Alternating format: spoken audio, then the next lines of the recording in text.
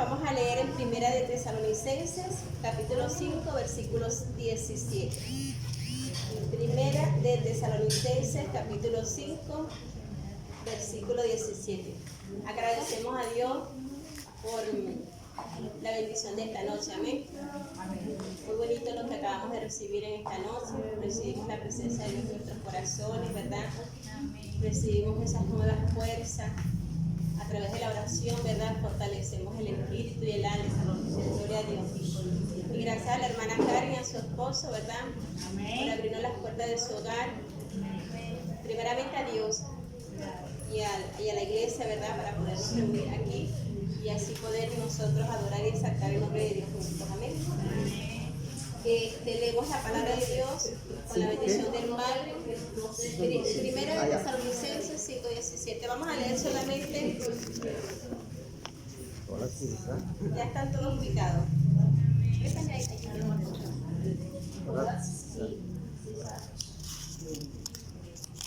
Vamos a leer nada más un solo versículo, ¿verdad? 3 palabras. Dice: orar sin cesar. Amén. Repitan conmigo: orar sin cesar. Orar sin cesar. Solamente esas 3 palabras. Vamos a darle gracias a Dios nuevamente por esta palabra, para que sea el Espíritu Santo, ¿verdad? Usando mis labios, mi boca, ¿verdad? Dirigiéndome en esta enseñanza, y que podamos ser todos bendecidos a través de la palabra de Dios. Amén. Gloria a Dios. Bondadoso y cariñoso Padre, que moras en lo más alto de los cielos, continuamos delante de tu presencia, amado Dios, con la reverencia, Señor, y con esa expectativa, Padre Santo, porque sabemos que eres tú el que va a bendecir a nuestras vidas, vas a hablarnos de nuestro corazón, Señor, vas a darnos ese refrigerio que necesitamos, Padre Santo, para la edificación, la restauración, la fortaleza del cuerpo de Cristo, que es la iglesia tuya, mi Dios amado. Gracias, Señor, por este hogar, por esta familia.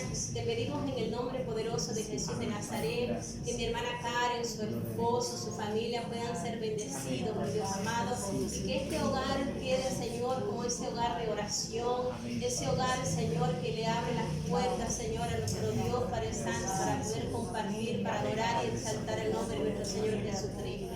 Oh, mi Dios amado, te adoramos, te exaltamos, te damos gracias, Señor, en el nombre del Padre, del Hijo y en la presencia del Espíritu Santo. Amén y amén. Gloria a Dios. Hermana, le he puesto como título esta enseñanza: Hogares de Oración. Amén. Hogares de Oración.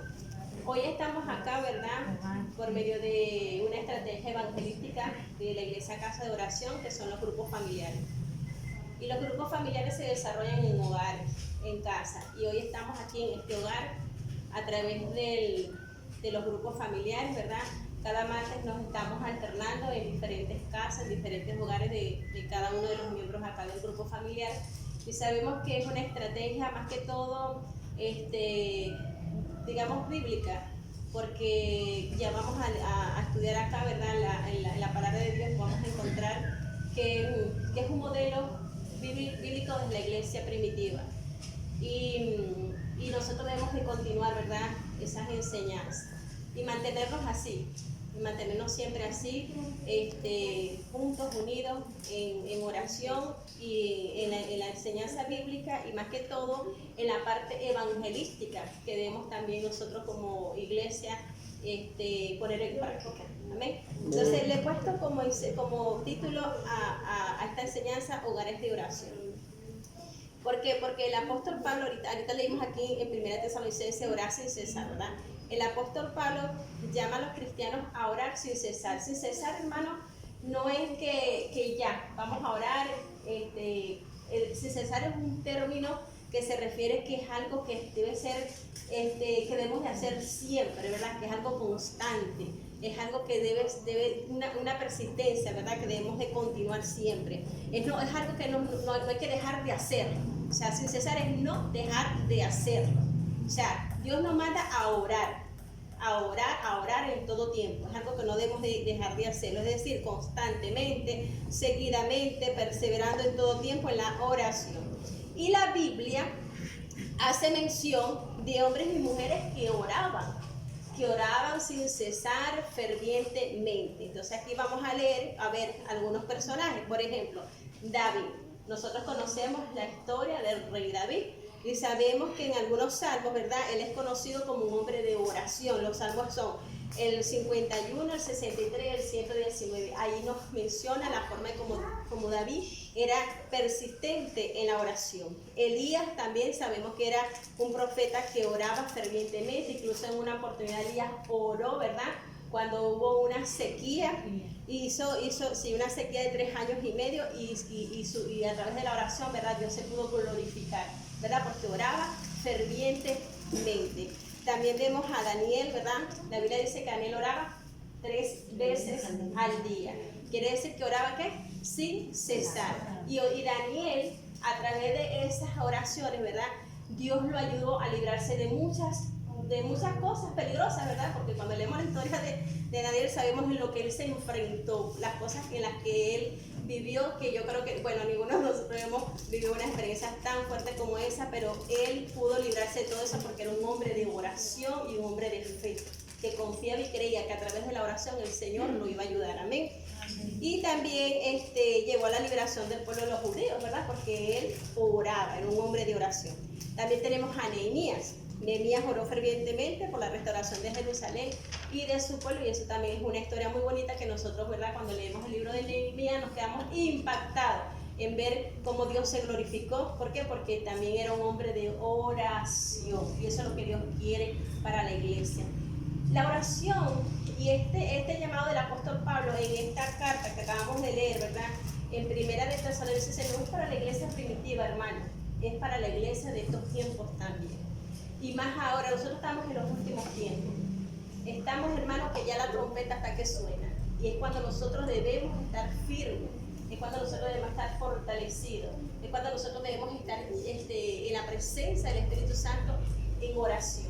¿Por qué? Porque sabemos que la venida de Cristo se acerca.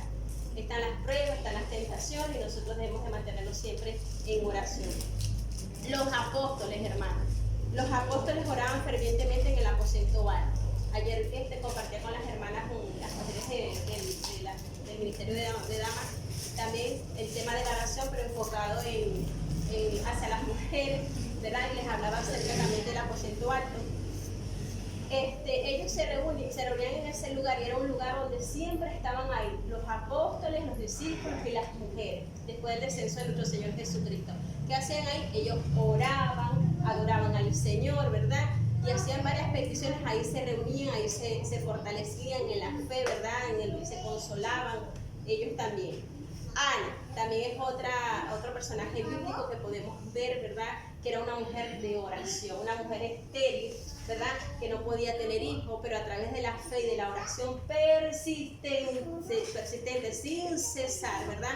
Ella tuvo la bendición de poder tener un hijo a quien ella dedicó a Dios, ¿verdad? Que sabemos que es Samuel, cuando también leemos la historia de Ana. Moisés, hermano, Moisés también oraba fervientemente, y este es un ejemplo que le quiero dejar como para que vean que nosotros no es que tenemos alguna situación en nuestras vidas, un problema, una dificultad, y ya oramos una sola vez, entonces creemos que a través de la fe, nada más, solamente eso, ya, no voy a orar más porque ya yo oré una vez y ya Dios me va a resolver el problema o la petición que yo le estoy pidiendo. No, hermano, porque si fuera así, ¿ustedes saben cuántos años duró Moisés orando por el pueblo de Israel? ¿Cuánto? 40 años. 40 años, hermano. 40 años. ¿Usted sabe cuántas veces subió Moisés al monte de Sinaí para orar noche y de día? A ver, dígame cuántas veces subió Moisés al monte de Sinaí. 40. 3 veces. 3 veces. La primera vez subió al monte de Sinaí y oró 40 días y 40 noches. La segunda vez, para recibir las tablas de los mandamientos, subió para orar 40 días y 40 noches. Y la tercera vez, 40 días y 40 noches. Y luego siguió liderando el pueblo de Israel por el desierto durante, ¿cuánto tiempo? Durante 40 años orando por el pueblo de Israel. Entonces nosotros creemos que porque vamos a orar una sola vez, ya, Dios nos respondió. Tenemos que tener fe, sí, es verdad. Pero nosotros tenemos que orar constantemente. ¿O es que esas palabras están de adornos en la Biblia? Esa palabra sin cesar, perseverante, constantemente, continuamente, fervientemente. Esas palabras están de adorno en la Biblia. No, hermano. Eso no está de adorno en la Biblia. Eso está para que nosotros como hijos de Dios entendamos que tenemos que orar. Y no es orar un ratico, hermano. No es orar 3 palabras y ya. Es orar de rodillas, es orar parado, es orar en grupo, es orar y orar. Un grupo de oración es de oración. Un culto de oración es de oración. Hermano, tenemos que orar. Seguir el modelo de la iglesia primitiva, que ellos oraban, las mujeres se reunían con los discípulos y con los apóstoles, se trasladaban de una ciudad a otra, hermano. Aquí nosotros estamos cerca para orar y reunirnos, pero ellos se trasladaban de ciudades a ciudades para encontrarse en un hogar, en una casa. ¿A dónde oraban? En la sinagoga, en casas, en la iglesia, oraban en distintos lugares, ¿verdad? ¿Por qué? Porque si queremos ver el poder de Dios en nuestras vidas y queremos que Dios nos ayude, ¿verdad? Y nos fortalezca y nos pueda resolver, tenemos que orar, hermanos. Amén. Ahora bien, hermanos, veamos qué nos dice la Biblia de los hogares de oración, según aquí la palabra del Señor. Los cristianos se reunían para orar en el hogar de ¿quién? Yo con mis lentes. Ya yo les decía a la hermana, se le partió una pastilla. La hermana que le dice que para mi cumpleaños me van a regalar la pastilla. Porque se me caen los lentes, hermano. Se me partió, bueno. Se reunían en el hogar de Pedro, hermano. Oraban en el hogar del apóstol Pedro. Oraban en la casa de María, que era la madre de Juan Marcos. Ahí se reunían para orar en ese hogar, así como hoy estamos aquí reunidos orando, ¿verdad? Y escuchando la palabra del Señor en casa de la hermana Karen. Oraban también en la casa de Esteban, que era sabemos que Esteban era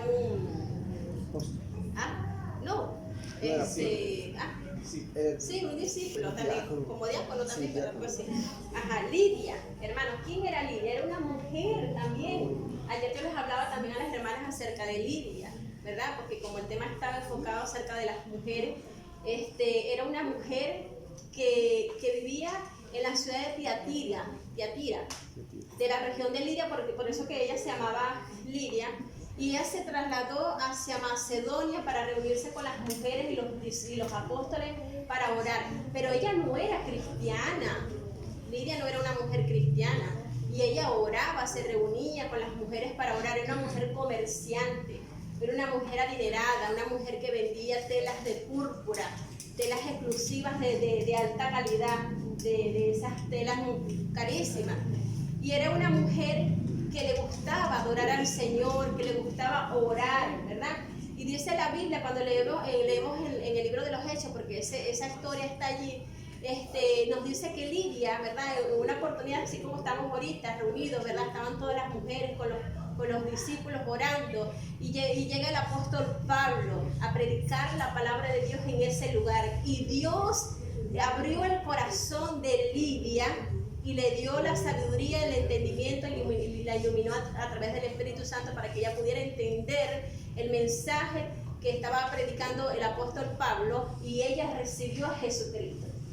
Y no solamente ella, su familia, dice la Biblia que ella se bautizó con su familia. Luego Lidia pasó a ser la primera mujer en tierra europea de haber recibido a nuestro Señor Jesucristo, y también se fundó una iglesia ahí en Tiatira. Cuando nosotros nos vamos a las iglesias del Apocalipsis, una de las iglesias del Apocalipsis, ¿cuál es? Tiatira. Esmirna, Pérgamo, ¿verdad? Entonces ella fue la primera mujer en recibir a nuestro Señor Jesucristo en tierra europea de Tiatira, de la región de Lidia. Entonces, ella era una mujer también servicial, una mujer que le brindaba hospitalidad a los discípulos, ¿verdad? Le gustaba compartir también, una mujer de Dios, porque era una mujer de oración, una mujer temerosa a Dios, le gustaba orar. Y también cuando vemos dentro de los que se reunían en el aposento alto, ahí estaba Lidia también, ¿verdad? La Biblia la menciona en los libros de los Hechos. Otro hogar, otra casa donde se reunían para orar también y para aprender de la palabra del Señor, en la casa de Priscila y Aquila, que eran un matrimonio. Priscila y Aquila eran un matrimonio que acompañaban al apóstol Pablo, eran colaboradores del apóstol Pablo. El apóstol Pablo vivió en la casa de ellos como más de un año y trabajaban en lo mismo. Ellos fabricaban tiendas, tenían el mismo oficio, eran fabricantes de tiendas, pero también compartían la palabra del Señor juntos, ¿verdad? Y era un matrimonio, ¿verdad?, que les gustaba prestar su casa, su hogar, para que se reunieran también a orar. Amén. Y Filimón, se cree también que Filimón posiblemente también prestaba su casa para que también los discípulos pudieran también reunirse para orar. Estos hogares, hermanos, se convirtieron en el centro de oración y de adoración al Señor. Amén.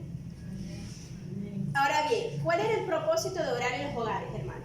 ¿Cuál era el propósito? Porque es que nosotros estamos acá con un propósito, ¿verdad que sí? Así la iglesia primitiva se reunía también con un propósito. ¿Cuál era el propósito? Primeramente, adorar a Dios, ¿verdad? Orar al Señor en un entorno íntimo y en un entorno familiar, porque incluso aquí también hay familias, sí, ¿verdad? Aquí está la hermana Juana, que es familia del hermano Adolfo, ¿verdad? Buscar de la presencia del Señor, de esa llenura, así como en este momento, hace rato nosotros estábamos en esa búsqueda a través de la oración y de la alabanza, ¿verdad? Llenándonos, ¿verdad?, de la presencia del Señor. Fortalecernos en la fe, ¿verdad? Compartir la palabra de Dios. Era una oportunidad, hermanos, para enseñar la palabra del Señor. Nosotros aquí como iglesia, como pueblo de Dios, tenemos esta estrategia que es una oportunidad para evangelizar y predicar a las almas que no tienen a Cristo. Es aquí donde nosotros, ¿verdad?, debemos de buscar amigos, traerlos para que ellos escuchen el mensaje de salvación y que el mensaje sea evangelístico, hablarles acerca de la muerte, la crucifixión de nuestro Señor Jesucristo, de su resurrección, ¿verdad?, del plan de salvación, para que ellos puedan también tener esa oportunidad, como la hemos tenido nosotros, de recibir a Cristo, ¿verdad?, y ellos puedan también caminar con nuestro Señor Jesucristo. Prepararse para las misiones, ¿verdad?, y vivir en unidad, porque ese también es el propósito de reunirnos, para nosotros mantenernos siempre como iglesia unidos. Amén. Y es importante destacar, hermanos, que en estos hogares se oraban para acción de gracia. Ya también compartía con las hermanas y les explicaba, no es igual una oración de acción de gracias que una oración de súplica. No es igual una oración de acción de gracias que una oración de intersección, ¿verdad? Debemos saber diferenciar todo ese tipo de oraciones. Entonces, es importante, ¿verdad?, que nosotros entendamos que debemos de orar también para sanidad, para liberación, para protección, para guía y dirección del Espíritu Santo, por la unidad, por la evangelización y el crecimiento del reino de Dios. Debemos de tomar en cuenta todos estos puntos, ¿verdad?, para orar. Y la oración en los hogares era también una práctica, hermanos, como iglesia primitiva, para enseñar y aprender. Yo le voy a pedir a la hermana Ángela que ella me lea Hechos 2:42. La hermana Ávila me va a leer Hechos 12:12. Mi esposo, el pastor Alexander, que me lea Hechos 16:40. Y la hermana Carla, Primera de Corintios 16:19. Amén. Primera de Corintios 16:19, la hermana Carla. Hermana Ángela, Hechos 2:42. Y perseveraban en la doctrina de los apóstoles, en la comunión unos con otros, en el partimiento del pan y en las oraciones. Amén. Entonces era una práctica común, ¿verdad?, en la iglesia primitiva, que hasta el momento debemos nosotros también hacerlo. Perseverar en estas cosas, hermanos. Hechos 12:12. Hechos 12:12. Ajá, Hechos 12:12. Dice, y habiendo considerado esto, llegó a casa de María, la madre de Juan, el que tenía por sobrenombre Marcos, donde muchos estaban reunidos orando. Amén. Ahí vemos que se reunían, ¿verdad?, en ese hogar. ¿Cómo dice, hermano? ¿Puedo repetir? Disculpe. Léalo un poquito más alto. Y habiendo considerado esto, llegó a casa de María, la madre de Juan, el que tenía por sobrenombre Marcos, donde muchos estaban reunidos orando. Amén. Ok, porque ahora yo les decía que también uno de los hogares donde se reunían era en la casa de María, la mamá de Juan Marcos. Ahí también ellos se reunían para orar y adorar a Dios. Hechos 16:40. 16:40. Entonces saliendo de la cárcel, entraron en casa de Lidia y habiendo visto a los hermanos, los consolaron y se fueron. Amén, gloria a Dios. Entonces aquí también, ¿verdad? Nombra a Lidia, que es una mujer donde que yo les mencionaba que también se reunían en su hogar, en la casa de Lidia, también para consolar y fortalecer a los hermanos. Hay un episodio en la Biblia de Pablo y que estuvieron en la prisión, en la cárcel. Sí. Fue Silas. Lo leo aquí. Ajá. Dice, pero a medianoche orando Pablo y Silas cantaban himnos a Dios y los presos oían. Entonces sobrevino de repente un gran terremoto, de tal manera que los cimientos de la cárcel se sacudieron, y al instante se abrieron todas las puertas, y las cadenas de todos se soltaron, y despertando el carcelero y viendo abiertas las puertas de la cárcel, sacó la espada y se iba a matar pensando que los presos se habían ido. Mas Pablo clamó a gran voz diciendo, no te hagas ningún mal, pues todos estamos aquí. Él entonces, pidiendo luz, se precipitó adentro y temblando, se postró a los pies de Pablo y de Silas, y sacándole le dijo, señores, ¿qué debo hacer para ser salvo? Ellos dijeron, creen en el Señor Jesucristo y serás salvo tú y tu casa. Amén. Ellos estuvieron, ¿verdad?, encarcelados, estos dos personajes, ¿verdad?, Pablo y Silas, y ellos oraron y cantaron himno, ¿verdad? Dice que ocurrió como un terremoto, ¿verdad? Y ahí vemos como Dios se glorificó. Y mientras que eso sucedía, ¿quiénes estaban orando por ellos? En casa de Lidia, porque cuando nos vamos a más arriba, los versículos más antes, ¿verdad? Ellos estaban reunidos orando para que ellos pudieran ser libres, orando por la liberación de ellos, ¿verdad? Y Dios se glorificó, ¿verdad? Dios se glorificó. Entonces, por eso que después el primer versículo que mi esposo leyó, ¿verdad?, que habla de consolación, porque cuando ya después ellos salen, ¿verdad?, recibieron esa consolación de la iglesia, porque la iglesia estaba orando por ellos. Ellos estuvieron orando por Pablo y por Silas. Amén. 1 Corintios 16, 19. Amén. Las iglesias de Asia os saludan. Aquila y Priscila con la iglesia que están en su casa os saludan mucho en el Señor. Amén. Ahí vemos el apoyo que ellos le brindaban, ¿verdad?, a esos hermanos que prestaban sus hogares, ¿verdad?, para poderse reunir como iglesia. Entonces vemos en ese versículo que enviaban su saludo. A eso siempre los tenían presentes. Porque, hermano, es una bendición. Es una bendición. La hermana Karen está recibiendo una bendición de parte de Dios en esta noche, porque ella ha dispuesto su hogar para que nosotros podamos estar aquí reunidos. En los saludos de las cartas siempre mencionaban a los hermanos que tenían, ¿verdad?, esas reuniones en sus casas. Siempre les enviaba saludos. Ustedes leen las epístolas del apóstol Pablo y siempre casi que culminando termina así con ese saludo. Entonces, hermanos, una bendición, ¿verdad?, que nosotros, la iglesia Casa de Oración, pueda también tener esta estrategia de nosotros podernos reunir en los hogares. Es una bendición porque es un modelo a seguir de las iglesias primitivas. Y que nosotros también, hermanos, seamos sabios, ¿verdad?, y podamos entender que el propósito principal de estar acá reunidos, primeramente es para orar, para adorar a Dios y para el evangelismo. Porque debemos, hermanos, nosotros preocuparnos por las almas que no tienen al Señor. Debemos también orar por esas familias que aún no han llegado a los pies de Cristo. Evangelizarlos, predicarles la palabra, invitarlos acá a las reuniones que tenemos en los hogares y también a la iglesia.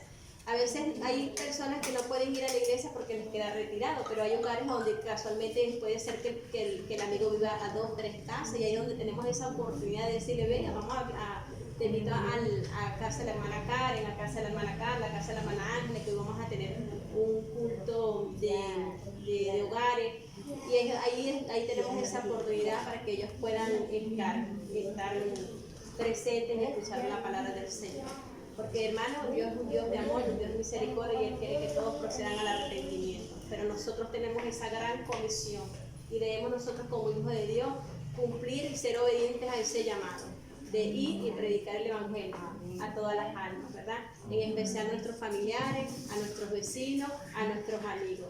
Y esta es la oportunidad que nosotros tenemos como iglesia de invitar a esos amigos para que asistan y puedan escuchar la palabra de Dios y ellos también sean parte de esta bendición, ¿verdad? Parte del cuerpo de Cristo y parte de esta familia bonita que somos en Cristo Jesús. Amén.